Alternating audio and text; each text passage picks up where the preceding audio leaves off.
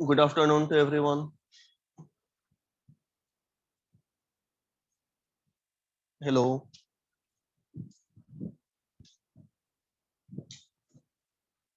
Good afternoon. Yes, sir. Okay. कैसे हैं आप लोग?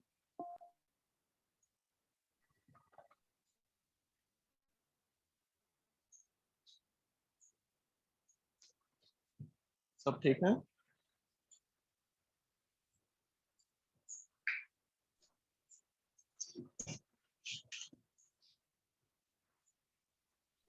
आज के क्लास में हम लोग नया चैप्टर स्टार्ट करेंगे।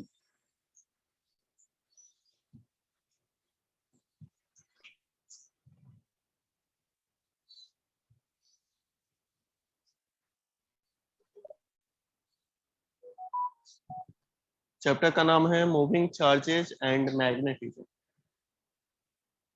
ये नया चैप्टर है।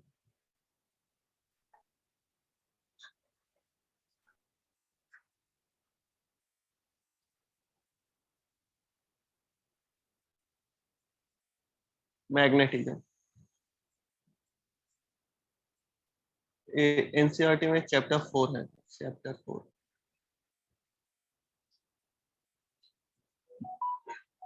तो चैप्टर के नाम से आप क्या समझते हो? Moving charges and magnetism. यानी अगर चार्ज मूव कर रहा है तो मूविंग चार्ज से मैग्नेटिज्म एसोसिएटेड होता है। मैग्नेटिज्म का मतलब समझ में आता है ना? Magnetic field. आप सभी को मैग्नेट पता है ना? मैग्नेट। तो मैग्नेट अपने सराउंडिंग में कौन सा फील्ड क्रिएट करता है? Magnetic field, electric field, gravitational field, कौन सा फील्ड क्रिएट करता है?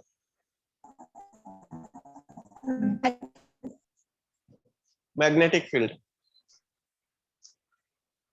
तो मैग्नेट भी मैग्नेटिक फील्ड अपने अराउंड क्रिएट करता है, और जो मूविंग चार्ज होता है वो कौन सा फील्ड क्रिएट करता है अपने अराउंड? वो भी मूविंग चार्ज भी मैग्नेटिक फील्ड।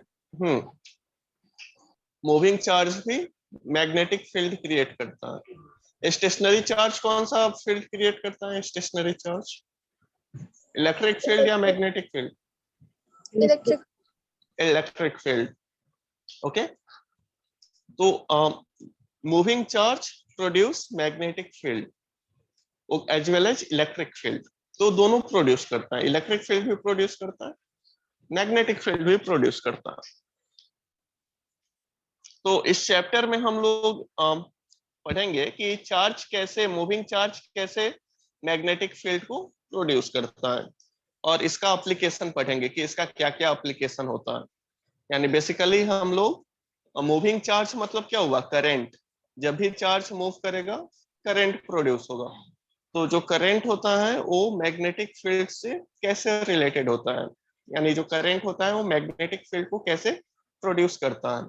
तो इन सभी चीजों के बारे में इस चैप्टर में हमें पढ़ना है। तो इंट्रोडक्शन में मैं आपको केवल वही बताऊंगा जो अपने को इस chapter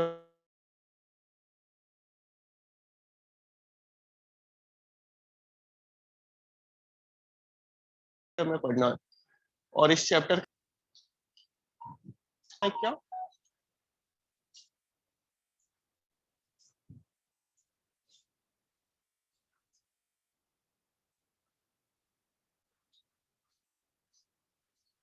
okay.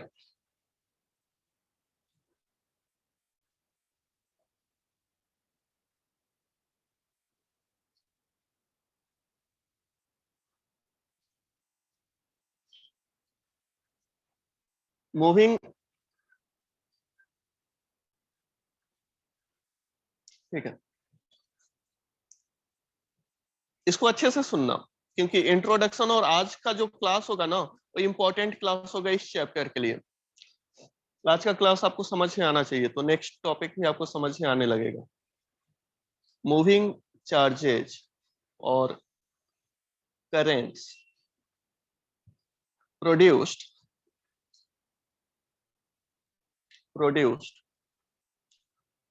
Magnetic field. Magnetic field, ये आपको चैप्टर समझ में आना चाहिए, क्योंकि जो लास्ट जो चैप्टर हमने पढ़ा है इलेक्ट्रोस्टैटिक में, उसमें हम लोग किस फील्ड के बारे में पढ़े हैं? इलेक्ट्रोस्टैटिक चार्ज में कौन सा फील्ड के बारे में हमने डिस्कस किया था?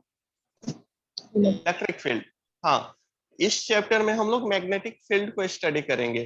तो मैग्नेटिक फील्ड का बहुत सारा जो प्रॉपर्टीज होता है ना, वो इलेक्ट्रिक फील्ड के जैसा होता है, राइट? तो दोनों में बहुत ज्यादा सिमिलरिटी होता है, खास करके प्रॉपर्टीज में। तो अगर आपको इलेक्ट्रिक फील्ड समझ में आता है तो मैग्नेटिक फील्ड भी आसानी से समझ में आ जाएगा। Produced a magnetic field in the surrounding space, in the surrounding space। जैसे कि आपको पता है कि जो स्टेशनरी चार्ज होता है वो कौन सा फील्ड अपने सराउंडिंग स्पेस में प्रोड्यूस करता है? Stationary charge, electric field. वैसे ही यहाँ पे मूविंग चार्ज या करंट कौन सा फील्ड को प्रोड्यूस करेगा अपने सराउंडिंग में? मैग्नेटिक फील्ड को। तो इंपॉर्टेंट लाइन है। Okay,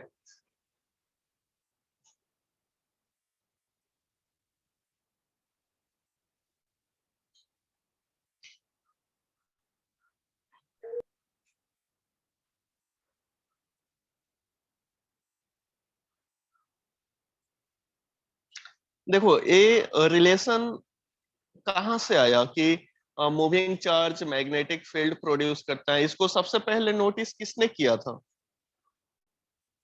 Oersted. सबसे पहले इसको नोटिस किया था, साइंटिस्ट का नाम है ओरेस्टेड। तो मैं लिखता हूं इन 1820 the Danish physicist Hans Christian Oersted noticed that a current in a straight wire। अगर ये नोटिस नहीं करता तो आज हम लोग इस चैप्टर को नहीं पढ़ रहे होते। that a current in a straight wire caused a noticeable deflection, caused a noticeable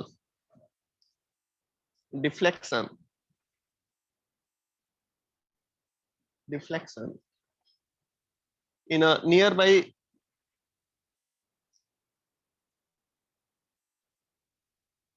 magnetic compass needle. सबको पता है ना क्या होता है?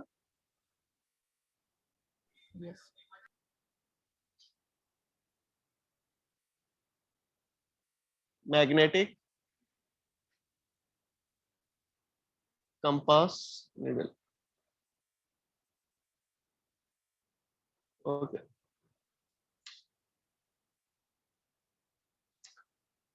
तो 1820 में जो ये साइंटिस्ट हैं हैंस क्रिश्चियन ओरेस्टेड, उसने क्या नोटिस किया था कि अगर करंट किसी वायर में फ्लो कर रहा है, करंट सपोज पूरे वायर में फ्लो कर रहा है, तो इसके पास अगर आप एक मैग्नेटिक नीडल को रखोगे तो मैग्नेटिक नीडल में डिफ्लेक्शन हो रहा है, मैग्नेटिक नीडल में डिफ्लेक्शन हो रहा है।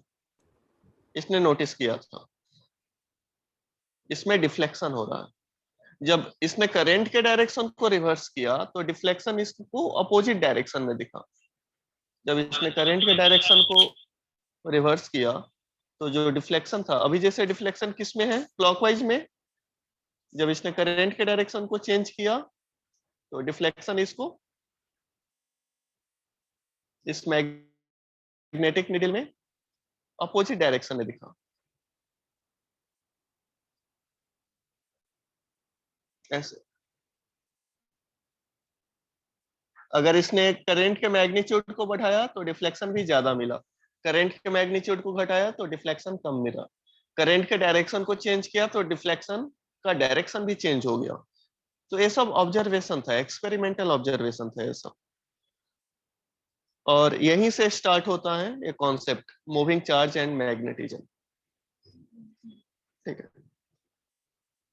इस चैप्टर में हमें क्या क्या पढ़ना है वो मैं बता दे रहा हूँ। In this chapter on magnetism,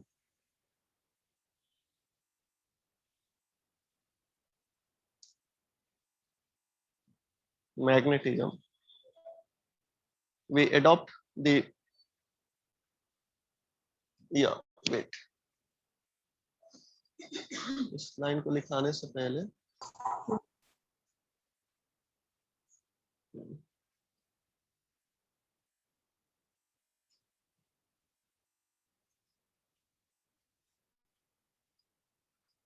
in this chapter we will see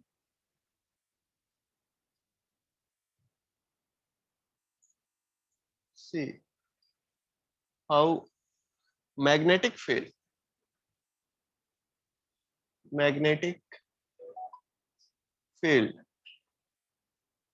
exerts forces on moving charged particles, moving charged particles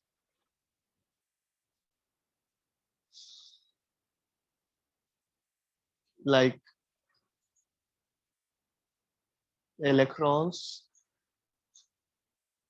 protons and current carrying wires. देखो बहुत ही इंपॉर्टेंट लाइन लिखा हूं मैं। इस चैप्टर में हमें क्या क्या पढ़ना है? हाउ मैग्नेटिक फील्ड कैसे फोर्स एक्सर्ट करता है on moving charge particles, moving charge particles पे, ना कि स्टेशनरी चार्ज पार्टिकल्स पे। अगर चार्ज पार्टिकल स्टेशनरी होगा तो क्या मैग्नेटिक फील्ड फोर्स एक्सर्ट कर पाएगा क्या? नो। नो। तो मैग्नेटिक फील्ड चार्ज पार्टिकल पे तभी फोर्स एक्सर्ट कर पाएगा जब चार्ज पार्टिकल मोशन में हो। चार्ज पार्टिकल कौन कौन से हो गए? इलेक्ट्रॉन्स हो गए, प्रोटॉन्स हो गए एंड करंट कैरिंग वायर। यानी जो मैग्नेटिक फील्ड होगा वो फोर्स एक्सर्ट करेगा करंट कैरिंग वायर पे भी। अगर कोई वायर करंट कैरी कर रहा है तो उस वायर के ऊपर भी मैग्नेटिक फोर्स लगेगा, राइट? तो ये सब हमें स्टडी करना है इस चैप्टर में। मैं नेक्स्ट क्लास में ये सब डिस्कस करूंगा। उसके बाद देखो, we shall also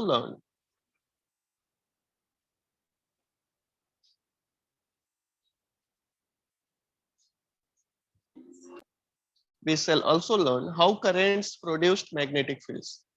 करंट्स कैसे मैग्नेटिक फील्ड प्रोड्यूस करता है? How current produce magnetic field. इस पेज का स्क्रीनशॉट ले लीजिए। हाँ, इस पेज का स्क्रीनशॉट ले लीजिए।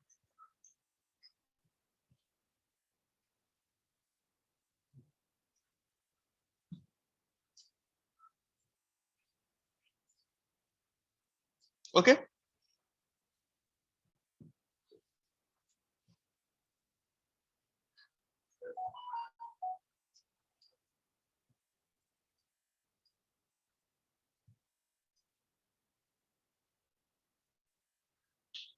we will study about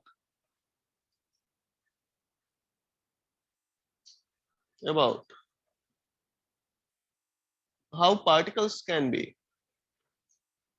how particles charged particles can be accelerated to very high energies in a cyclotron। ये साइक्लोट्रॉन एक डिवाइस होता है। इस डिवाइस में कैसे चार्ज पार्टिकल को आप एक्सलरेट करते हो to very high energy in a cyclotron. तो साइक्लोट्रॉन भी आपको स्टडी करना है जो कि बहुत ही इंपॉर्टेंट है इस चैप्टर में। ये साइक्लोट्रॉन एक टॉपिक ही है आपका, इस पर स्टडी करेंगे।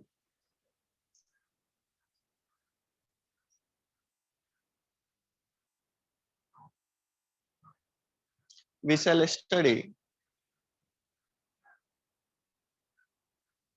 study how currents and voltages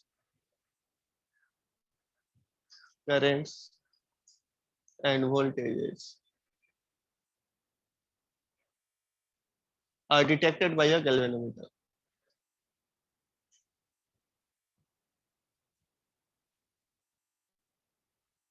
galvanometer करके एक टॉपिक है इसमें, जिसमें गैल्वेनोमीटर का कंस्ट्रक्शन और वर्किंग प्रिंसिपल आपको बताया गया है। इस टॉपिक को हम लोग डिस्कस करेंगे, गैल्वेनोमीटर। तो देखो,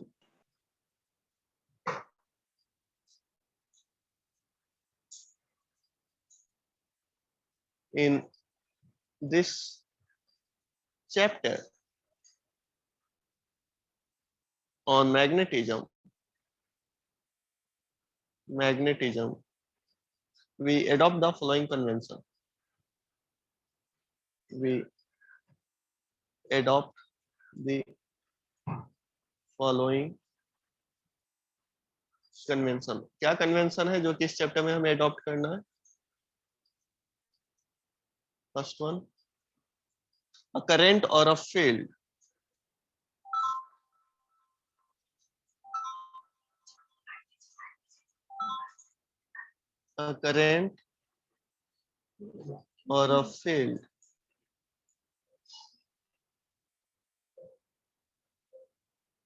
electric or magnetic,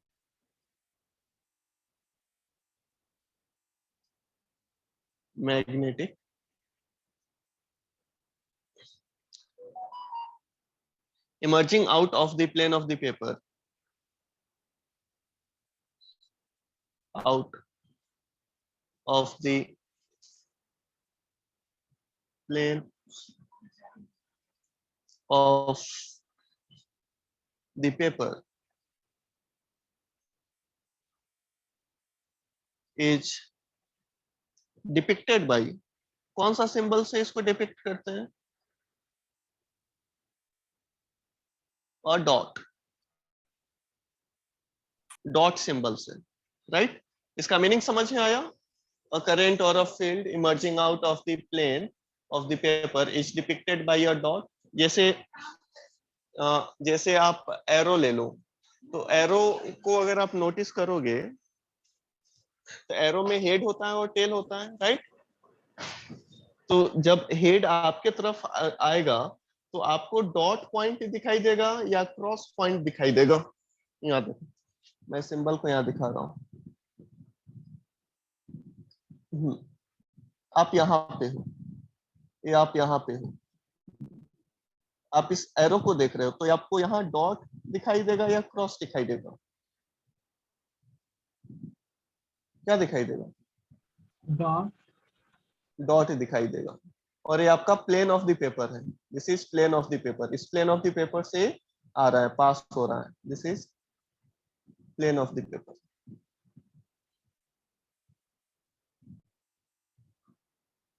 तो आपको कौन सा सिंबल लेना है? सपोज करो ये मैग्नेटिक फील्ड है, तो मैग्नेटिक फील्ड को किस सिंबल से इंडिकेट करना है? डॉट से या क्रॉस से? डॉट से, राइट? अगर यही into the plane of the paper होता, यानी प्लेन पेपर के अंदर जा रहा होता, तो आपको क्रॉस दिखाई देता या डॉट दिखाई देता? क्रॉस। तो ये कन्वेंशन है, इसी कन्वेंशन को हम लोग इस चैप्टर में यूज करेंगे। तो सेकेंड कन्वेंशन में लिख देता हूँ, और करंट के लिए भी ये वैलिड है और फील्ड के लिए भी है। अ करंट और अ फील्ड, इसलिए मैं दोनों के लिए एक साथ ही लिख रहा हूँ। और a field going into the plane of the paper, into the plane of the paper is depicted by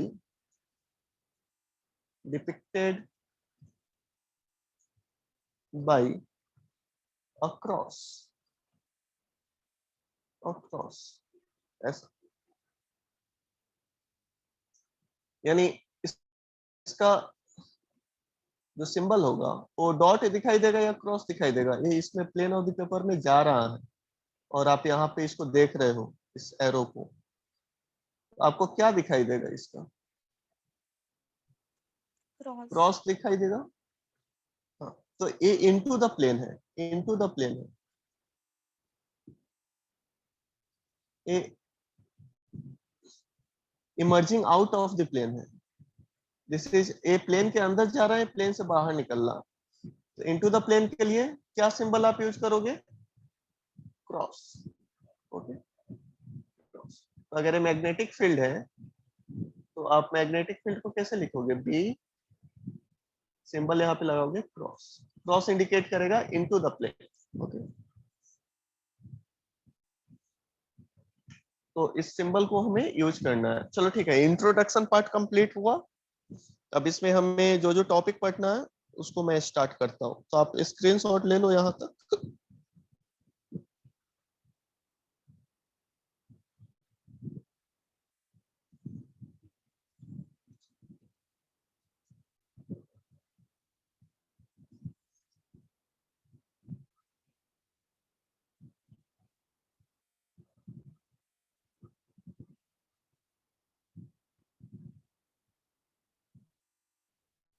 okay,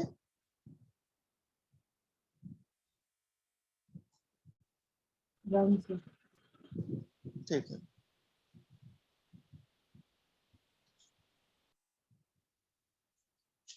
next topic है आपका मैग्नेटिक। एक्सक्यूज मी सर, हाँ इससे इसका लास्ट वाला पेज दिखाएगा ना? मैं एक्चुअली एग्जिट हो गया था बाय मिस्टेक। ठीक है।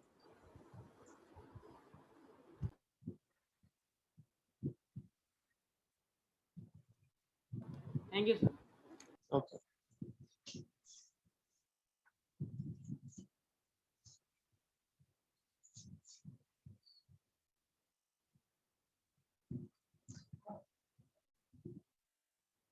नेक्स्ट टॉपिक है मैग्नेटिक फील्ड। जैसे इलेक्ट्रिक फील्ड होता है ना, वैसे ही मैग्नेटिक फील्ड होता है। Magnetic field,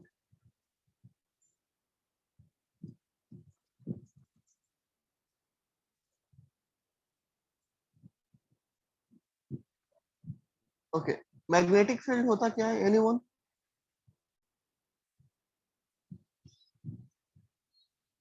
what is magnetic field? इसका पहले डिफिनीशन मैं लिख देता हूँ। जैसे इलेक्ट्रिक फील्ड का डिफिनीशन लिखाया था ना, उसी टाइप का डिफिनीशन यहाँ मैग्नेटिक फील्ड में है। तो देखना, we can define a magnetic field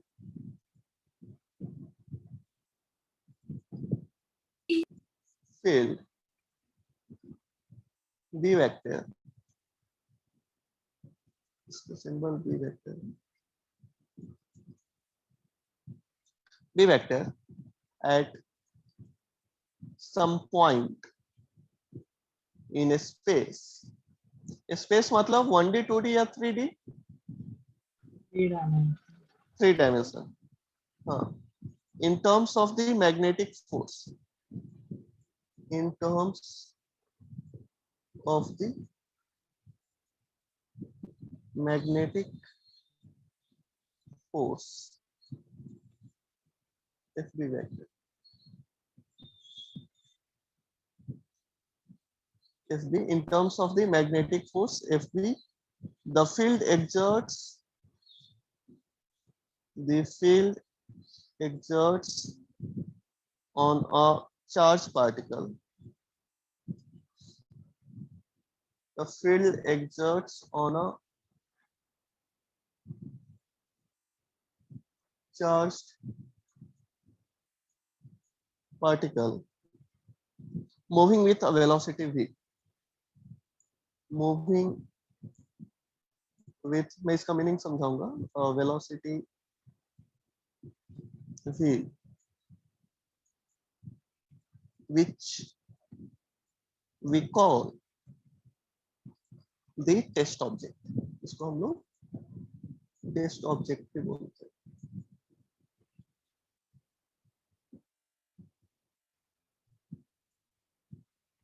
Let's assume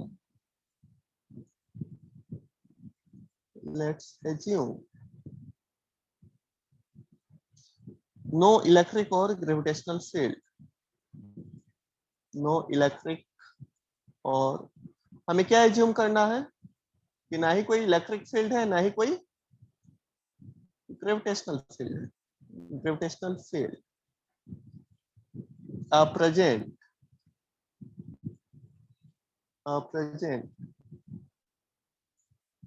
at the location of the test object.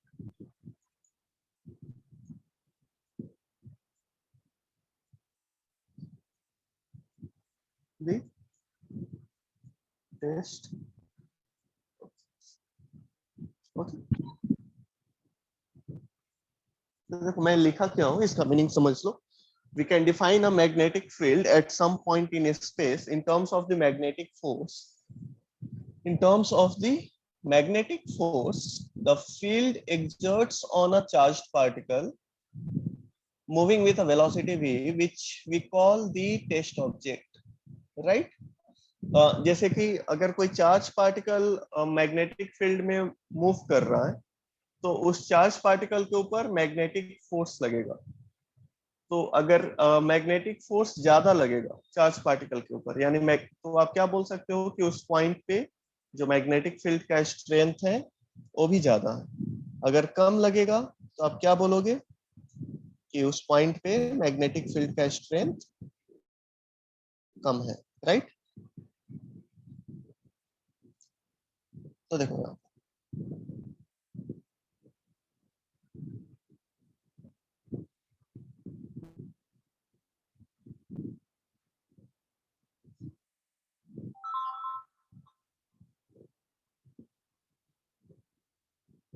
देखना है.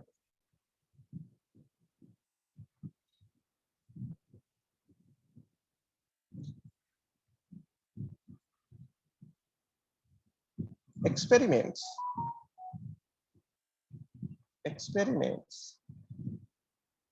on a various charged particles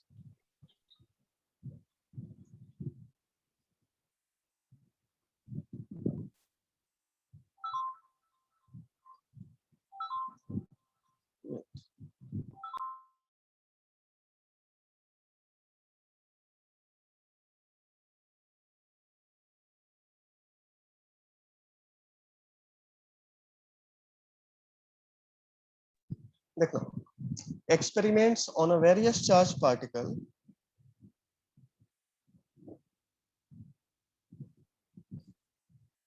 moving in a magnetic field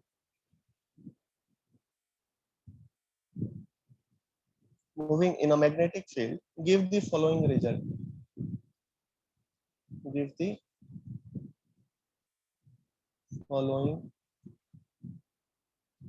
result.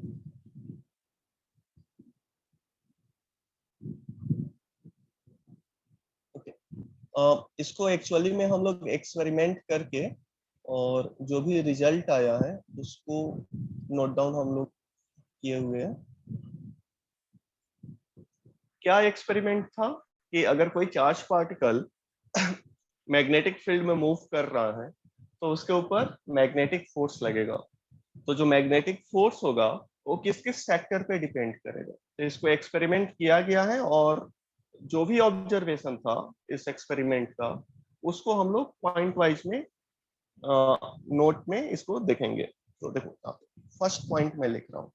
First observation क्या था इस the magnitude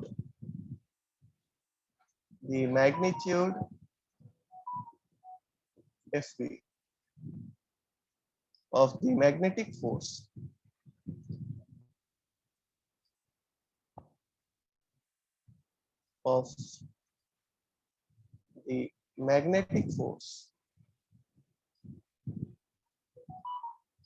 exerted on the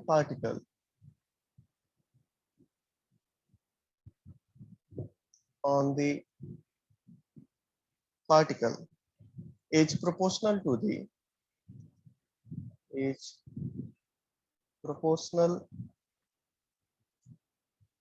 the charge q and to the speed v of the particle.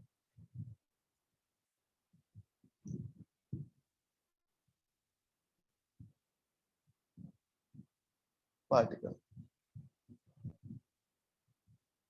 Okay, तो समझ में आया मैं आपको क्या अभी बता रहा हूं कि अगर कोई चार्ज पार्टिकल मैग्नेटिक फील्ड में मूव करेगा तो उस चार्ज पार्टिकल के ऊपर फोर्स लगेगा या नहीं लगेगा, पहले ये बताओ।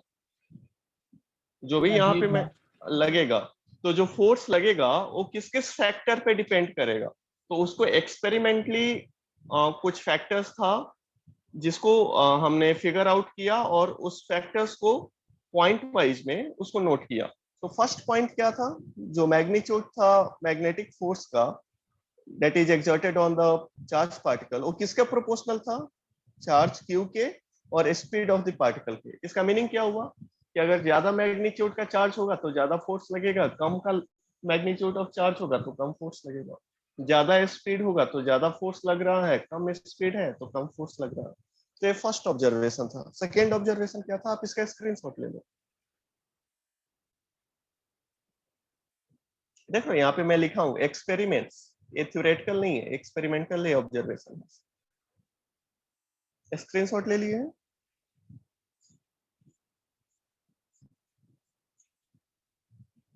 ओके, सेकंड सर इसके पहले की slide,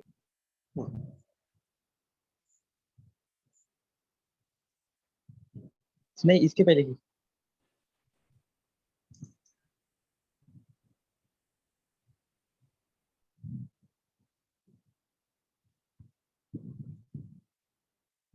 done.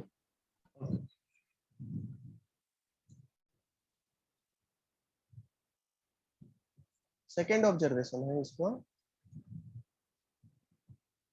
When a charge particle, ये सब इंपॉर्टेंट पॉइंट है। व्हेन अ चार्ज पार्टिकल, इसको मैं इक्वेशन में लिख के और बता दूंगा, तो वहां से आपको काफी आसानी से आप इस फैक्टर को याद रख सकते हो। When a charge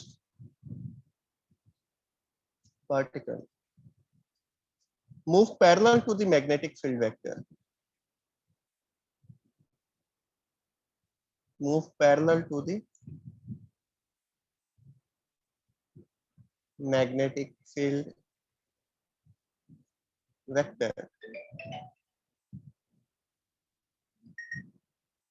move parallel to the magnetic field vector, the magnetic force acting on the particle is zero. The magnetic force acting on the particle is zero. इसका मीनिंग क्या हुआ कि अगर कोई चार्ज पार्टिकल मैग्नेटिक फील्ड के parallel direction में move कर रहा है तो उसके ऊपर मैग्नेटिक फोर्स लगेगा या नहीं लगेगा, उसके ऊपर मैग्नेटिक फोर्स नहीं लगेगा। जैसे देखो ये मैग्नेटिक फील्ड है,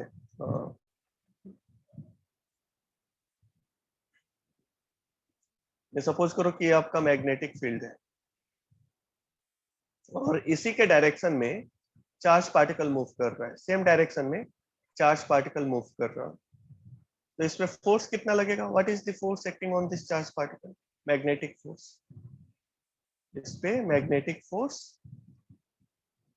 जीरो लगेगा। एक्सपेरिमेंटल ऑब्जर्वेशन था कि अगर चार्ज पार्टिकल मैग्नेटिक फील्ड के पैरेलली मूव करे तो चार्ज पार्टिकल के ऊपर मैग्नेटिक फोर्स नहीं लगेगा, राइट। थर्ड ऑब्जर्वेशन देखो, थर्ड ऑब्जर्वेशन क्या था, when the particle's velocity, when the particle's velocity, when the particle's velocity vector makes any angle theta, makes any angle theta which is not equal to zero with the magnetic field, अगर theta का value zero नहीं है, यहाँ पे देखो theta का value magnetic field के साथ v का वैल्यू क्या है, जीरो है या नॉन जीरो है, पैरेलल है तो जीरो है।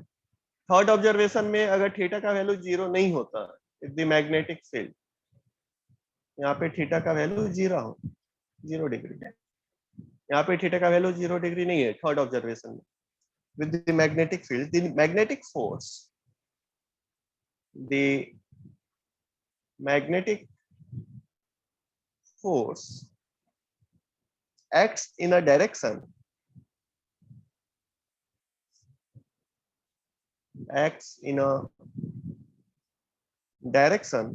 perpendicular to both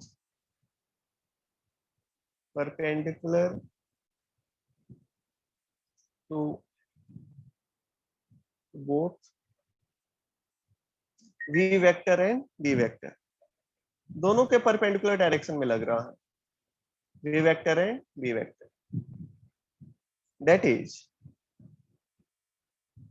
fb vector, magnetic force vector, is perpendicular to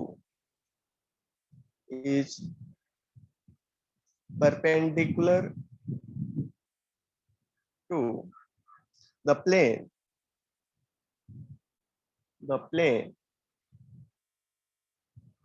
formed by v vector and b vector,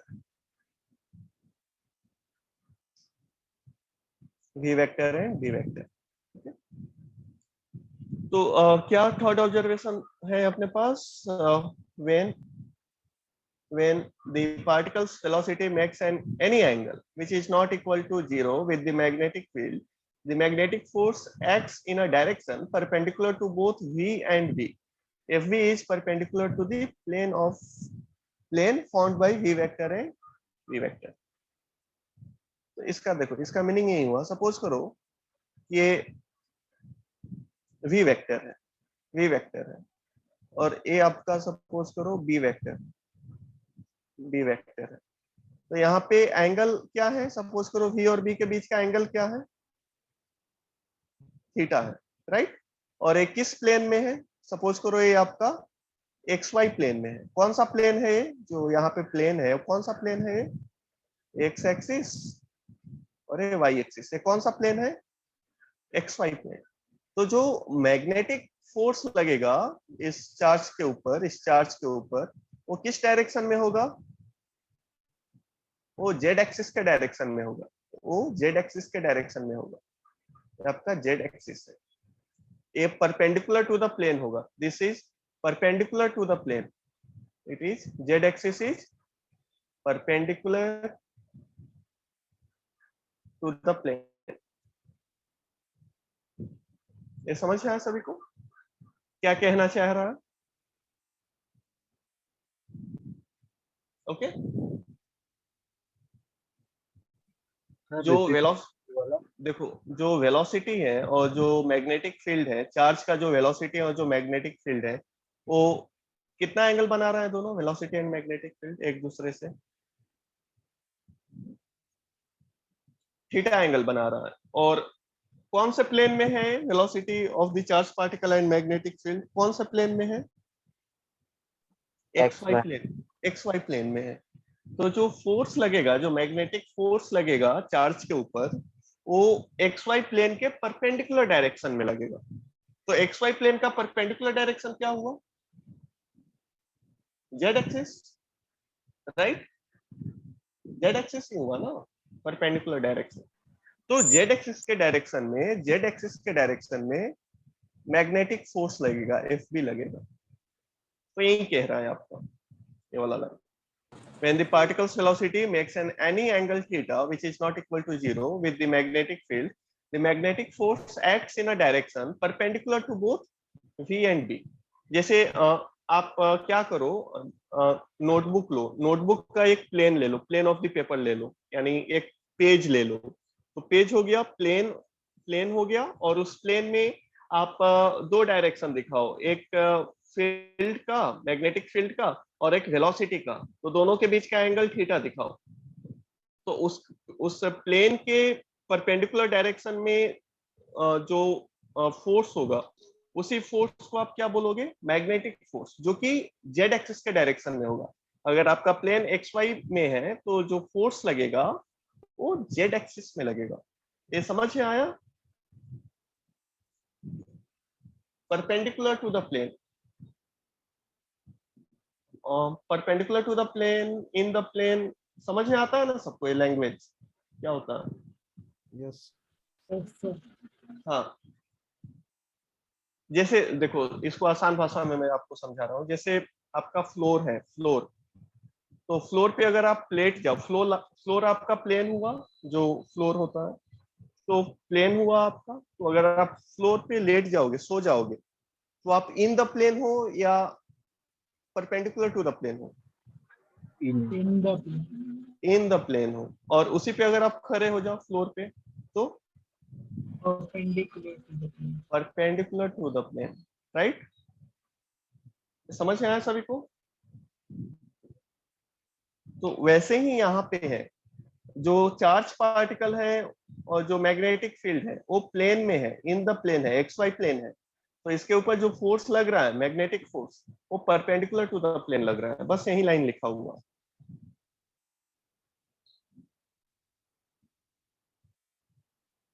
okay, ठीक है। नेक्स्ट ऑब्जर्वेशन था इसका, fourth observation, the magnitude of the magnetic force, magnitude of the magnetic force, the magnitude of the magnetic force exerted on the moving particle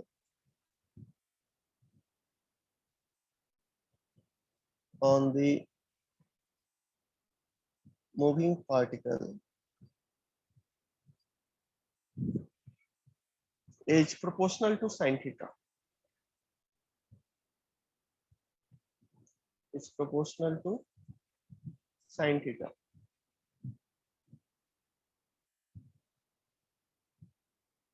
Where theta is the angle of the particle's velocity vector. Where theta is the angle, the particle's velocity vector,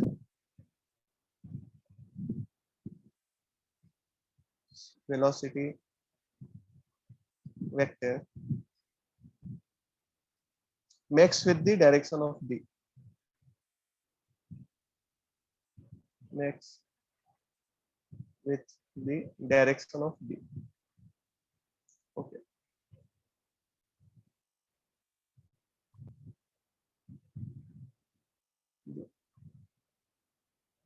इसको मैं erase कर देता हूँ।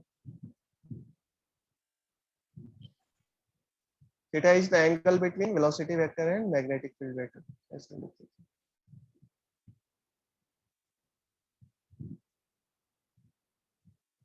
Is the angle between velocity vector and magnetic field vector. ठीक है, आप इसका screenshot ले लो।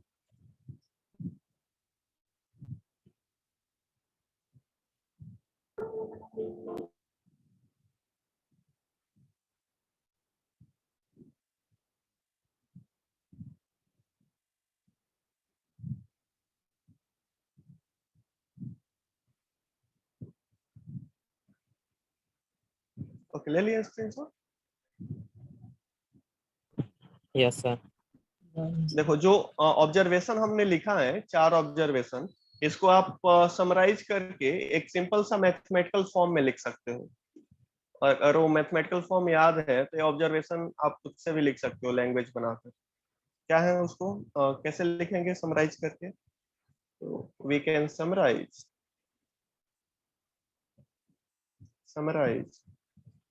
these observations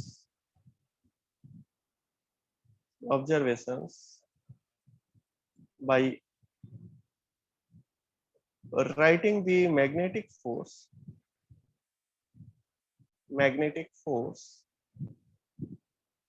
in the form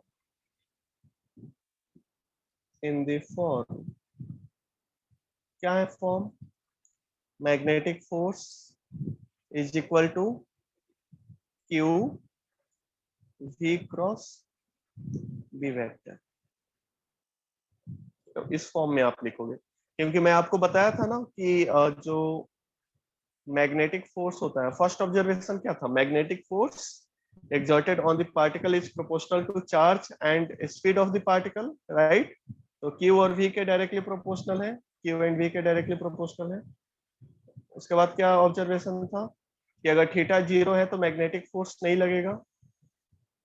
तो यहाँ पे आप इसको, इसका मैग्नीट्यूड कैसे लिख सकते हो? Magnitude of this magnetic force is equal to Q VB sin theta, right? तो अगर थीटा 0 होगा तो मैग्नेटिक फोर्स नहीं लगेगा।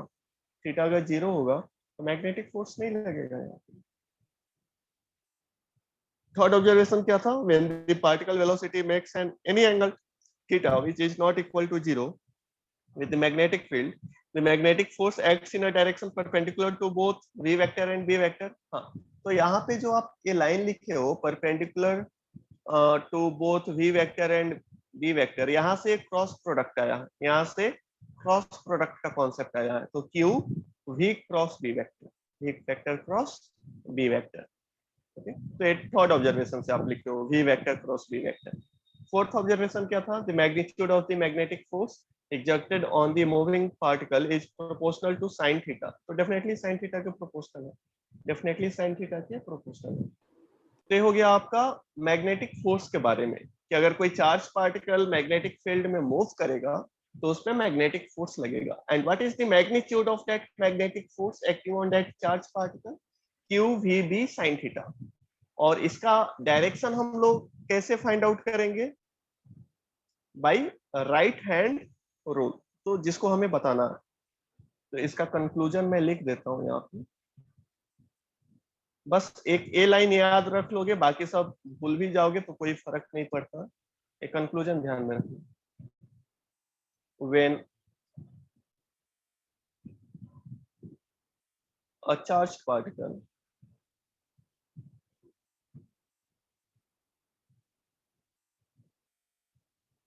Q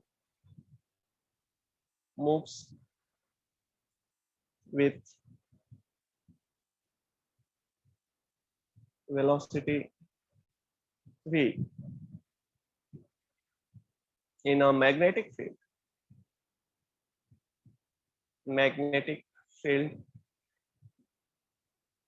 v vector, then it experience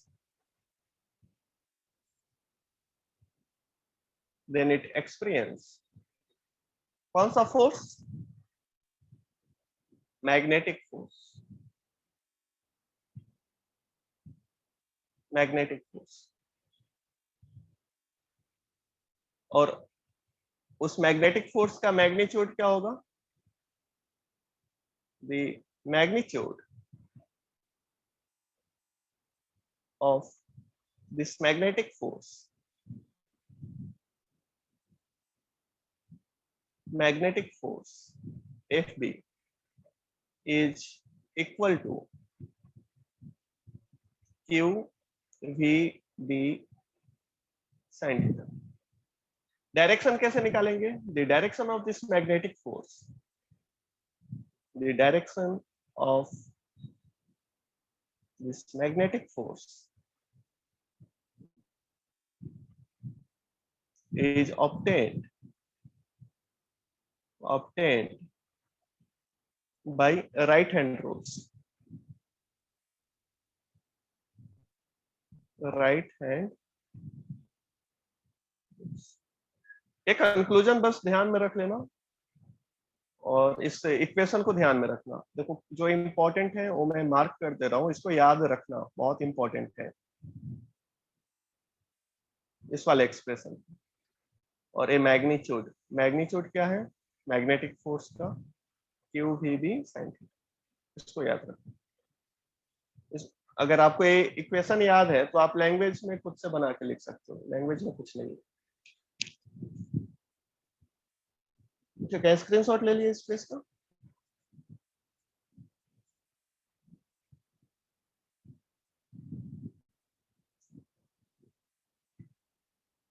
एक बात बताना, फोर्स आपका स्केलर क्वांटिटी होता है वेक्टर क्वांटिटी? वेक्टर क्वांटिटी तो उसमें डायरेक्शन तो होगा ही होगा। तो फोर्स आपको मिनिमम कब लगेगा? जब थीटा का वैल्यू जीरो हो। ओके, तो थीटा का वैल्यू जीरो होगा तो फोर्स आपका मिनिमम होगा। और मैक्सिमम कब होगा? जब थीटा का वैल्यू 90 90 डिग्री है।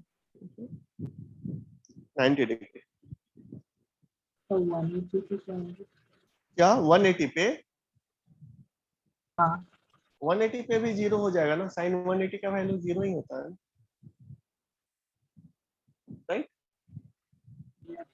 साइन जीरो का वैल्यू जीरो, साइन 180 का भी वैल्यू क्या होता है? जीरो ही होता है, जीरो ही रहेगा। तो मैग्नेटिक फील्ड का ऐसा यूनिट पता है क्या? इसको मैं लिखाया था मैग्नेटिक फील्ड, ठीक है। मैग्नेटिक फील्ड का ऐसा यूनिट क्या होता है? Anyone? SI unit of magnetic,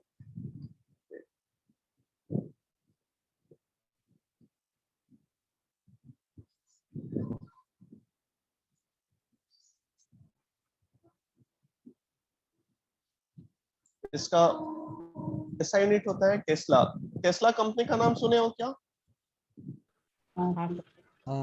हाँ, तो जो टेस्ला कंपनी है उसका जो फाउंडर मेंबर था उसका नाम था निकोलस टेस्ला, निकोला टेस्ला। उस, हाँ, निकोला टेस्ला। तो उसी के नाम पे वो टेस्ला कंपनी है। जो अभी कौन हेड करता है उसको? Elon Musk. Elon Musk. हाँ, तो इसका बहुत बड़ा कंट्रीब्यूशन है इस साइंटिस्ट का, तो इसलिए इसके नाम पे ही मैग्नेटिक फील्ड का ऐसा यूनिट रख दिया गया था, टेस्ला। और इसका एक और ऐसा यूनिट हो जाएगा, जैसे मैं आपको बताया ना कि मैग्नेटिक फोर्स क्या होता है, F is equal to Q V B sine theta, right? तो आप यहाँ से B को क्या लिख सकते हो? Can we write B is equal to F by Q भी लिख सकते हैं क्या? साइन थीटा का तो कोई यूनिट नहीं होता है ना, मतलब वो एंगल हुआ, साइन थीटा का तो कुछ नहीं होता है ना, ठीक है? तो बताना इसको आप कैसे लिखोगे? फोर्स का क्या लिखोगे ऐसा यूनिट? फोर्स का न्यूटन, न्यूटन। चार्ज का क्या लिखोगे? चार्ज का कूलम, कूलम। और स्पीड का क्या लिखोगे? मीटर पर सेकेंड। तो सेकेंड आपका ऊपर चला जाएगा न्यूटन के साथ, तो आप इसको लिख दोगे न्यूटन सेकेंड, न्यूटन सेकेंड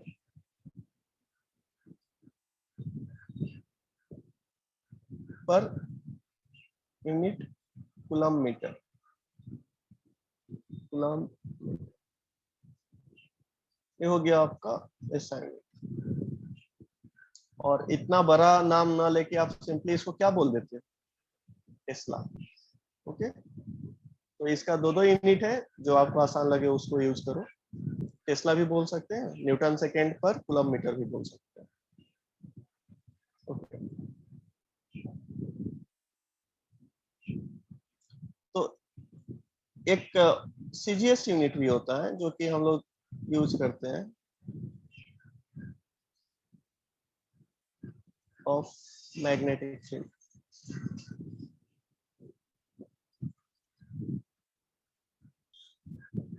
ये होता है गॉस, GAUSS। तो जो वन गॉस होता है ना, वन गॉस, वो 10 to the power of -4 tesla के इक्वल होता है। Tesla is SI unit, tesla is SI unit. तो one gauss is equal to 10 to the power of -4 tesla. इसको ध्यान में रखना, इसको ये इंपॉर्टेंट है, इसको ध्यान में। ओके, ठीक है। आप स्क्रीनशॉट ले लो इसका।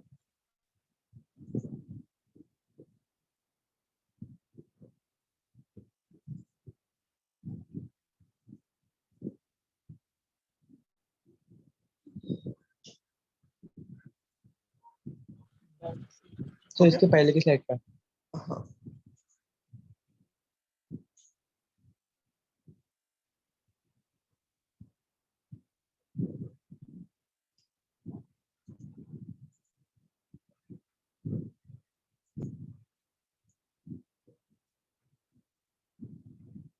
हो गया। ठीक है। तो देखो मैं आपको मैग्नीट्यूड बता दिया हूँ कि मैग्नीट्यूड क्या होता है मैग्नेटिक फोर्स का। अब इसका डायरेक्शन हम लोग किस रूल से फाइंड आउट करेंगे? राइट हैंड रूल से। ओके, अब ये राइट हैंड रूल क्या होता है उसको समझ लो।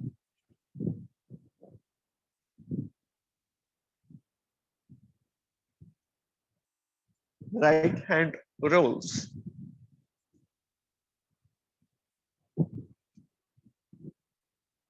rules for determining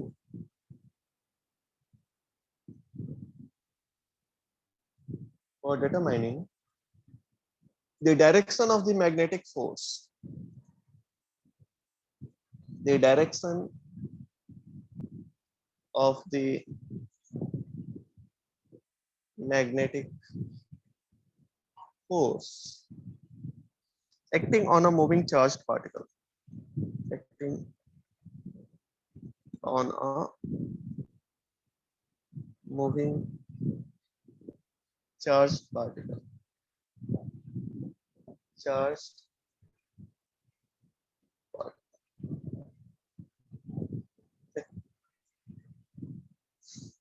इसमें आप कैसे डायरेक्शन को फाइंड आउट करोगे, मैग्नेटिक फोर्स के डायरेक्शन को, वो आप सीखोगे। तो देखना यहाँ पे सबसे पहले आप सभी के पास राइट हैंड तो है ही, तो राइट हैंड आप अपना आगे रखो।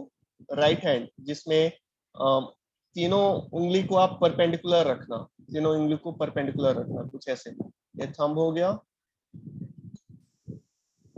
एक ये हो गया आपका फोर फिंगर, और एक मिडिल फिंगर।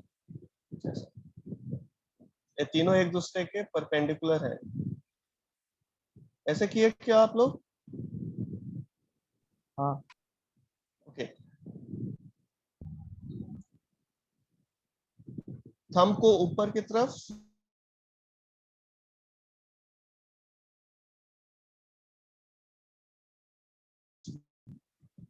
आपका जो फोर फिंगर है वो हॉरिजॉन्टल डायरेक्शन में होगा,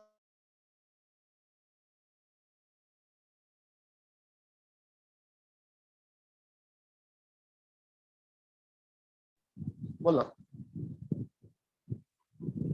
आप सभी राइट हैंड का यूज करो, राइट हैंड सभी के पास है, ऐसा नहीं है कि किसी के पास राइट हैंड नहीं है, सबके पास राइट हैंड है।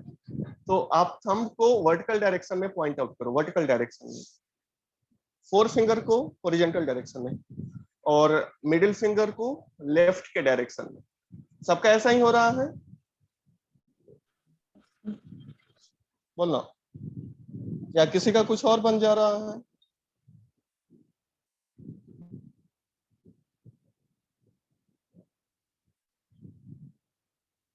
एनीवन? यहां तक सभी को समझ में आया? Yes sir. थंब को किधर रखना है, थंब को किधर रखना है? अपर, हाँ, वर्टिकली अपवर्ड डायरेक्शन। तो वर्टिकली अपवर्ड डायरेक्शन रखेंगे तो आपका फोर फिंगर किस डायरेक्शन? हॉरिजॉन्टल डायरेक्शन में। और जो आपका मिडिल फिंगर है वो किस डायरेक्शन में जाएगा? लेफ्ट डायरेक्शन में जाएगा। यहाँ मैं दिखाने का कोशिश कर रहा हूँ, पता नहीं हो पाएगा कि नहीं। देखिए, ये थंब हो गया अपना, उसके बाद आपका ये फोर फिंगर है, फोर फिंगर जो है वो हॉरिजॉन्टल डायरेक्शन में। एक्चुअली में 3D हो रहा है ना, तो 3D डायग्राम बनाना पता ही है कितना डिफिकल्ट होता है। 2D तो मुश्किल से बनता है, 3D तो खैर। हाँ,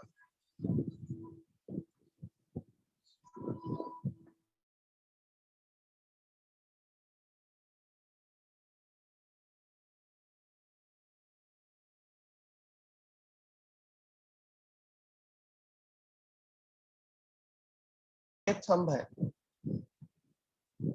थंब। तो थंब क्या रिप्रेजेंट कर रहा है? Direction of magnetic force. ये किसको इंडिकेट करेगा? मैग्नेटिक फोर्स के डायरेक्शन को। तो मैं एफ भी लिख देता हूँ। ओके, ये जो आपका 4 फिंगर है वो किसको इंडिकेट करेगा? 4 फिंगर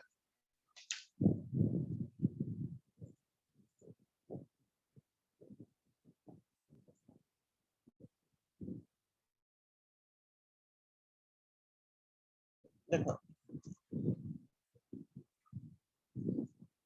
ये आपके मैग्नेटिक फील्ड के डायरेक्शन को इंडिकेट करेगा।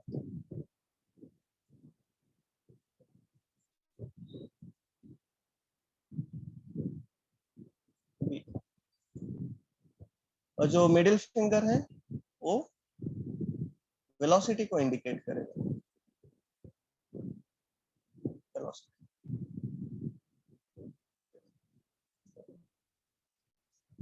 तो आप राइट हैंड थंब रूल का यूज करोगे to find direction of force acting on charge particle.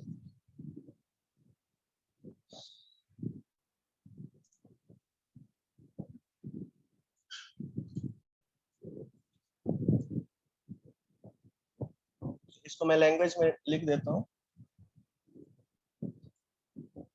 First point your fingers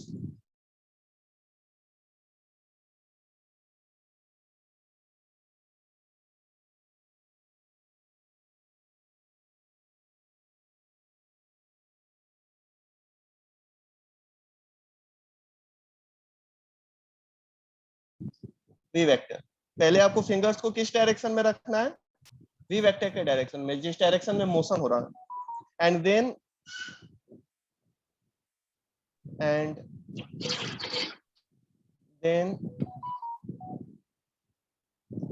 curl them towards the direction of the vector. Direction of the vector. Okay, ये आपका first point है। देखो, suppose करो velocity का direction इधर है, ये velocity का डायरेक्शन, और v वेक्टर इधर है, this is b vector, this is magnetic field का डायरेक्शन। तो आप क्या करोगे? आप अपने फिंगर को कर्व करोगे in the direction of b, कुछ ऐसा। तो आपका जो थंब होगा वो मैग्नेटिक फोर्स के डायरेक्शन को इंडिकेट करेगा। मैं इसके ऊपर एक एग्जांपल करा देता हूँ, पहले पॉइंट लिखा देता हूँ। योर सेकंड पॉइंट है your upright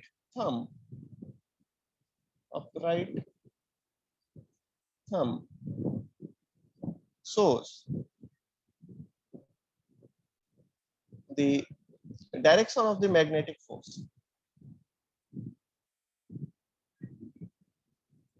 of the magnetic force on a positive particle, on a positive particle।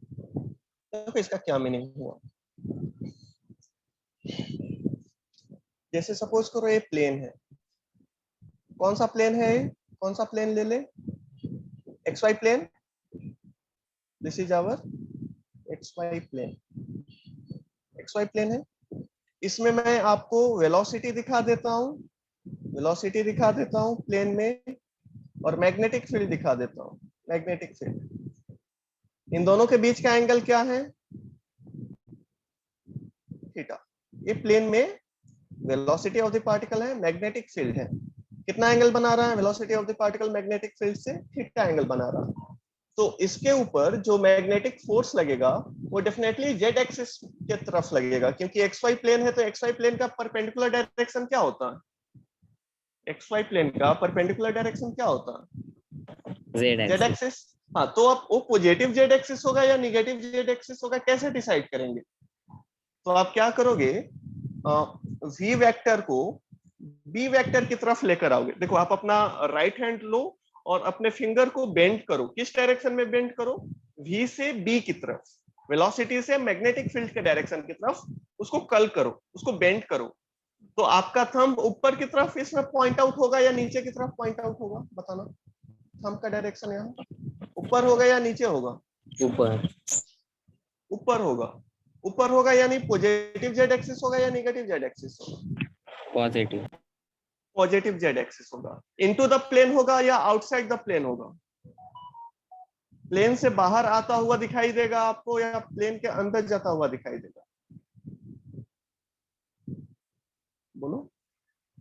आप अपने थंब को देखोगे ना, तो आप अपने थंब को इमेजिन करो एरो। तो एरो में आपको पता है कि हेड होता है और टेल होता है। तो आप मतलब कौन सा पॉइंट देखोगे? डॉट देखोगे या क्रॉस देखोगे? अगर आप उसको एरो की तरह इमेजिन करते हो अपने थंब को, तो आपको क्या दिखाई देगा? डॉट या क्रॉस? अगर ऊपर जा रहा है तो क्रॉस। नहीं नहीं, ऊपर जा रहा है ना, ऐसे ऐसे ऊपर जा रहा है, तो आपको क्या दिखाई देगा? आप यहाँ पे हो, डॉट। डॉट। ओके, तो ये आपका हो गया जेड एक्सिस, जो कि डायरेक्शन को इंडिकेट करेगा, मैग्नेटिक फोर्स के डायरेक्शन को इंडिकेट करेगा। ये थंब हुआ, दिस इज आवर थंब। इसको मैं इरेज कर देता हूँ, ज्यादा कंफ्यूजिंग है, इसको इरेज कर देता हूँ, इससे समझ लो यहाँ पे जो एग्जांपल दिया। ये सभी को समझ में आया? यहाँ पे वेलोसिटी और मैग्नेटिक फील्ड किस प्लेन में है? किस प्लेन में है? X Y. X Y plane में है। तो आप अपने फिंगर को कर्ल कर रहे हो, बेंड कर रहे हो, किस डायरेक्शन से किस डायरेक्शन में? वेलोसिटी से मैग्नेटिक फील्ड के डायरेक्शन में। तो आप बताना, आप क्लॉकवाइज बेंड करोगे या एंटी क्लॉकवाइज अपने फिंगर को रोटेट करोगे? किस डायरेक्शन में रोटेट कर रहे हो बी से बी जाने के लिए? क्लॉकवाइज या anti clockwise? Anti clock. Anti clockwise. तो जब एंटी क्लॉकवाइज अपने फिंगर को आप बेंड कर रहे हो, तो आपका थंब का डायरेक्शन किधर है? अपवर्ड। अपवर्ड या अपवर्ड? अपवर्ड का मतलब क्या हुआ? Positive Z axis, right? Positive Z axis. तो डायरेक्शन आप कुछ ऐसे ही निकालोगे। ये फर्स्ट एग्जांपल हो गया। सपोज करो आपका जो प्लेन है वो वाईजेड प्लेन है। This is YZ plane, YZ plane. यहाँ पे V है, यहाँ पे B है, एंगल थीटा है। आप क्लॉकवाइज में इसको बेंड करोगे अपने फिंगर को या एंटी क्लॉकवाइज में? देखना तो क्लॉकवाइज। क्लॉकवाइज में। तो क्लॉकवाइज में बेंड करेंगे तो आपका थंब का डायरेक्शन किधर होगा? नीचे या ऊपर? डाउनवर्ड या अपवर्ड? डाउनवर्ड। डाउनवर्ड। डाउनवर्ड। हाँ, तो वाईजेड के परपेंडिकुलर क्या हुआ? कौन सा axis? X x. X axis. तो पॉजिटिव एक्स एक्सिस या negative x axis? Negative. Negative x axis. तो डायरेक्शन क्या हुआ मैग्नेटिक फोर्स का यहाँ पे? Negative x axis, right? क्योंकि आपका नेगेटिव एक्स एक्सिस। यहाँ पे डायरेक्शन क्या है मैग्नेटिक फोर्स का? Positive Z axis. और एग्जांपल कराऊं? करोगे? डायरेक्शन इंपॉर्टेंट है। एक बार डायरेक्शन समझ में आ गया ना, तो आपका काम आसान हो जाएगा। जैसे सपोज करो कि जो प्लेन है वो एक्स जेड प्लेन है, x Z.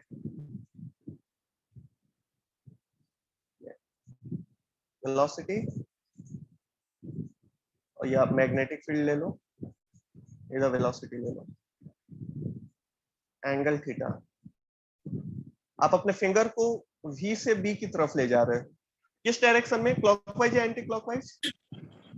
Anti clock. Anti clockwise. तो थंब का डायरेक्शन किधर होगा? अपवर्ड। अपवर्ड होगा। अपवर्ड होगा यानी positive Y positive Y axis. X. Positive Y axis, positive Y axis, ये डायरेक्शन हो गया।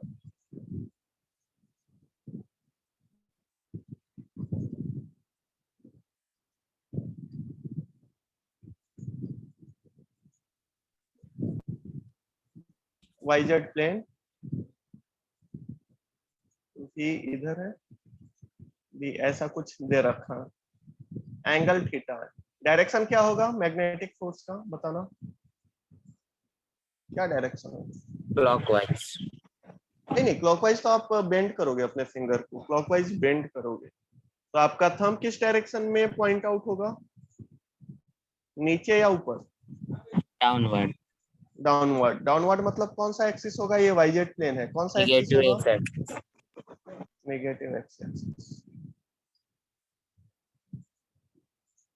ओके, तो डायरेक्शन सभी को निकालने आ जाएगा मैग्नेटिक फोर्स का। Yes, sir. ठीक है, तो मैग्नेटिक फोर्स हो गया, टॉपिक आपका कंप्लीट हुआ। इसका मैग्नीट्यूड क्या होता है, मैग्नेटिक फोर्स का मैग्नीट्यूड क्या होता है? मैग्नेटिक फोर्स का मैग्नीट्यूड क्या होता है? QAB sin theta। हाँ, क्यू भी साइन थीटा, मैग्नीट्यूड याद रखेंगे। और डायरेक्शन किस मेथड से फाइंड आउट करेंगे? राइट हैंड का रूल। राइट हैंड रूल से। ओके, राइट हैंड रूल से आप फाइंड आउट करोगे। ठीक है, नेक्स्ट जो टॉपिक है वो है लॉरेंज फोर्स। अभी लॉरेंज फोर्स क्या होता है?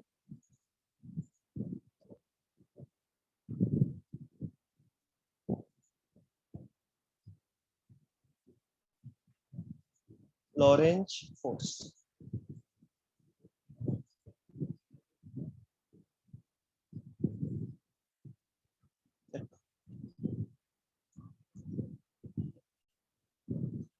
तो लॉरेंज फोर्स में अभी यहाँ पे केवल कौन सा फील्ड है, यहाँ जो अभी हम लोग फॉर्मूला पढ़े हैं मैग्नेटिक फोर्स का, उसमें कौन सा फील्ड है? ए चार्ज पार्टिकल केवल मैग्नेटिक फील्ड में मूव कर रहे हैं, राइट?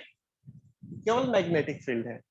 अगर field magnetic as well as electric हो तो उस फील्ड में अगर चार्ज पार्टिकल मूव कर रहा है तो कौन कौन सा फोर्स लगेगा उस फील्ड में, कंबाइंड फील्ड में, magnetic as well as electric field में अगर चार्ज पार्टिकल मूव कर रहा है तो कौन कौन सा फोर्स लगेगा उसके ऊपर, चार्ज पार्टिकल के ऊपर? इलेक्ट्रिक फील्ड के कारण कौन सा फोर्स लगेगा? Electric force. Electric force. और मैग्नेटिक फील्ड के कारण कौन सा फोर्स लगेगा? Magnetic force. Magnetic force. Magnetic force. तो नेट फोर्स क्या लगेगा चार्ज पार्टिकल के ऊपर? Lorentz force. हाँ, वेक्टर एडिशन, क्योंकि ये वेक्टर क्वांटिटी है ना फोर्स, तो vector addition of electric force and magnetic force, इसी को आप क्या बोलते हो? Lorentz force, right? ये समझ में आया सभी को? तो इसका डेफिनेशन पहले मैं लिख देता हूं। द कॉम्बिनेशन, किसका किसका कॉम्बिनेशन होता है फोर्स का, किसका किसका कॉम्बिनेशन ऑफ फोर्स होता है? The combination of electric and magnetic forces, magnetic forces is known as Lorentz forces। इसे को आप लॉरेंज फोर्स बोलते हैं। तो ये इस एक लॉरेंज फोर्स में क्या होता है पहले बताओ, लॉरेंज फोर्स में क्या होता है? चार्ज पार्टिकल केवल इलेक्ट्रिक फील्ड में मूव करता है, केवल मैग्नेटिक फील्ड में मूव करता है, या electric field as well as magnetic field दोनों फील्ड में मूव करता है? दोनों। दोनों फील्ड में मूव करता है। तो इलेक्ट्रिक फील्ड के कारण चार्ज पार्टिकल पे कौन सा फोर्स लगेगा? Electric force. और मैग्नेटिक फील्ड के कारण चार्ज पार्टिकल पे कौन सा फोर्स लगेगा? Magnetic force. तो इन दोनों फोर्स को आप वेक्टोरिकली ऐड करोगे, कंबाइन करोगे दोनों फोर्स को, तो उसी फोर्स को हम लोग क्या बोल देंगे? Lorentz force. तो उसको मैं फर्दर एक्सप्लेन कर रहा हूं। Let a charge particle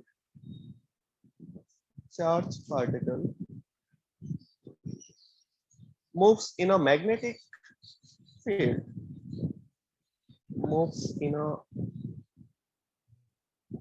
magnetic field where both electric and magnetic field are present. Let a charged particle moves in a magnetic field and electric field लिख लेने दो, and electric field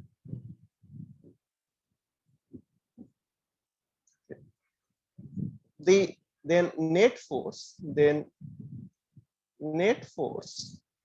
acting on the charged particle, acting on the charged particle. Screenshot ले लीजिए इस पे से।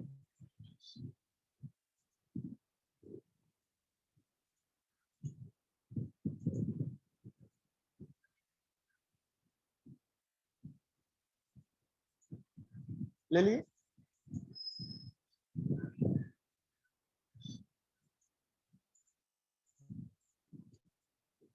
Okay, then what is net force acting on the charged particle? F net या F is equal to electric force vector plus magnetic force vector, यही लगेगा, बताना। तो इलेक्ट्रिक फील्ड के कारण क्या फोर्स लगता है चार्ज पार्टिकल के ऊपर? इलेक्ट्रिक फील्ड के कारण फोर्स क्या लगता है चार्ज पार्टिकल के ऊपर? QE। और मैग्नेटिक फोर्स के कारण क्या, मैग्नेटिक फील्ड के कारण क्या फोर्स लगता है चार्ज पार्टिकल के ऊपर? अभी हम लोग पढ़े हैं, क्या लगता है? Q V cross V। ये वेक्टर फॉर्म में लिखना है, इसको वेक्टर फॉर्म में लिखना है। देखो यहाँ वेक्टर फॉर्म में लिखा हुआ है, तो F वेक्टर। इसी F वेक्टर को आप लॉरेंज फोर्स बोलते हैं। Q E vector plus V cross V vector. Here F vector is called, इसे को क्या बोलते हैं? Lorentz force. LORENTZ,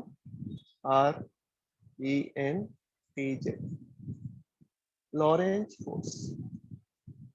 E vector क्या है? E वेक्टर इज इलेक्ट्रिक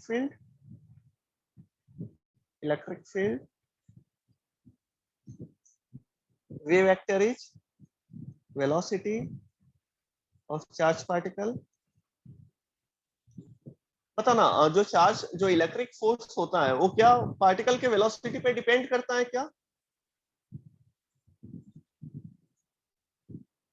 जो चार्ज पार्टिकल, जो आपका इलेक्ट्रिक फोर्स है, वो क्या चार्ज पार्टिकल के वेलोसिटी पे डिपेंड करेगा या नहीं करेगा? यहाँ पे V है क्या कहीं फॉर्मूला में? नहीं है ना, तो वेलोसिटी पे डिपेंड नहीं करता है इलेक्ट्रिक फोर्स, वो केवल इलेक्ट्रिक फील्ड पे डिपेंड करता है। लेकिन जो मैग्नेटिक फोर्स होता है वो स्पीड पे डिपेंड करता है, वेलोसिटी ऑफ द पार्टिकल पे डिपेंड करता है। अगर पार्टिकल रेस्ट में है, मैग्नेटिक फील्ड है लेकिन पार्टिकल आपका रेस्ट में है, तो मैग्नेटिक फोर्स क्या लगेगा पार्टिकल के ऊपर? मैग्नेटिक फोर्स क्या लगेगा किसी स्टेशनरी चार्ज पार्टिकल के ऊपर इन मैग्नेटिक फील्ड? अगर V का वैल्यू 0 होता है तो मैग्नेटिक फोर्स क्या होगा? 0 होगा। हाँ, लेकिन अगर चार्ज पार्टिकल रेस्ट में है और उसको इलेक्ट्रिक फील्ड में रखा गया है, तो उस पर इलेक्ट्रिक फोर्स लगेगा या नहीं लगेगा? लगेगा, लेकिन मैग्नेटिक फोर्स नहीं लगेगा, राइट? तो special case first, if V is equal to 0, then what is Lorentz force? Lorentz force is equal to only QE. Second, if theta is equal to 0, then what is Lorentz force? VB sin theta, sin 0 हो जाएगा तो यहाँ पे भी magnetic force क्या हो जाएगा? Magnetic force यहाँ पर भी क्या हो जाएगा? 0 हो जाएगा। यहाँ पर भी मैग्नेटिक फोर्स क्या है? यहाँ पर भी 0 है, तो यहाँ पे लॉरेंज फोर्स QE के इक्वल ही होगा। ये समझ में आया सभी को? 0 डिग्री या 180 डिग्री ऐसा लिखते हैं। Okay, if theta is equal to 90 degree, then what is the force? F is equal to Q E vector plus क्या लिखेंगे यहाँ पे? Q V B sin 90, that is 1। और इसका जो डायरेक्शन होगा वो एन कैप लिख देंगे, एन कैप जो कि परपेंडिकुलर डायरेक्शन को इंडिकेट करेगा। ओके, तो ये थर्ड केस रहने दो, इसमें मैं क्वेश्चन ही करा दूंगा इसके ऊपर। ये दो केस केवल समझ लो कि अगर थीटा का वैल्यू 0 हो या 180 डिग्री हो तो लॉरेंज फोर्स का वैल्यू केवल इलेक्ट्रिक फोर्स के इक्वल होता है, Q इंटू ई। अगर स्पीड पार्टिकल का 0 हो तो यहाँ पर भी जो लॉरेंज फोर्स होगा वो केवल इलेक्ट्रिक फोर्स के इक्वल होगा। एक क्वेश्चन मैं दे रहा हूँ, इसको बना लेना इसी के ऊपर। स्क्रीनशॉट ले लिए हो? Yes. सर इसके पहले साइड का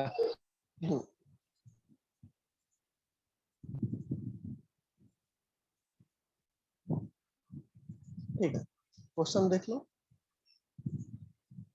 A charge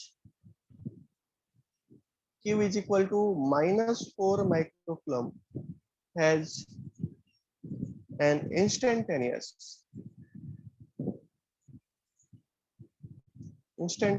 velocity v vector is equal to 2y cap minus 3j cap plus k cap into 10 to the power of 6 meter per second in a uniform magnetic field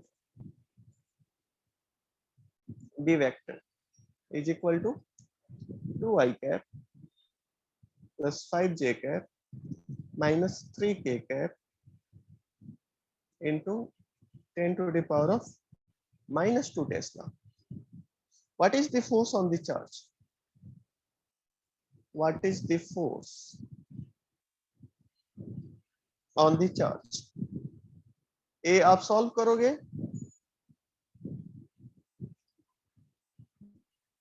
ठीक है, ये आपका homework है। Formula आप सभी के पास है, क्या फॉर्मूला यूज करेंगे? F is equal to vector form है यहाँ पे, Q V cross V, cross product of velocity and magnetic field. इसको फाइंड आउट करना होगा अपने को। तो आप सभी को क्रॉस प्रोडक्ट पता है ना कैसे निकालते हैं? डिटरमिनेंट मेथड से, जो मैं आपको बताया था क्रॉस प्रोडक्ट में। तो डिटरमिनेंट मेथड यूज करके V vector cross B vector का वैल्यू फाइंड आउट करेंगे और उसको Q से मल्टीप्लाई कर देंगे तो फोर्स आ जाएगा आपका। ये आपका होमवर्क है, आप इसको सॉल्व करेंगे। ओके, तो आज का क्लास मैं यहीं पे समाप्त कर रहा हूँ। कुछ पूछना है तो पूछ लो। कुछ पूछना चाहते हैं? सर आज एक्स्ट्रा क्लास है। एक्स्ट्रा क्लास कुछ डाउट वगैरह है तो सेंड करो मुझे ग्रुप में। अगर डाउट होगा आप लोगों का तो मैं एक्स्ट्रा क्लास लेके उसको एक्सप्लेन कर दूंगा। ओके, ठीक है। टाइमिंग क्या रहेगा? 3 to 4। 3 to 4 कोई क्लास नहीं है ना आपका? No sir. हाँ, या 4 to 5 रख दो। Yes sir. चलो 4 to 5। सर अगर आप क्लास ले रहे हो तो पहले बता देना। हाँ, मैं जो भी आपका डाउट होगा ना वही मैं डिस्कस करूंगा उस क्लास में। कुछ ज्यादा नहीं पढ़ाऊंगा, आगे नहीं पढ़ाऊंगा। ओके, ठीक है। तो आज का क्लास मैं यहीं पे एंड कर रहा हूँ। By two everyone.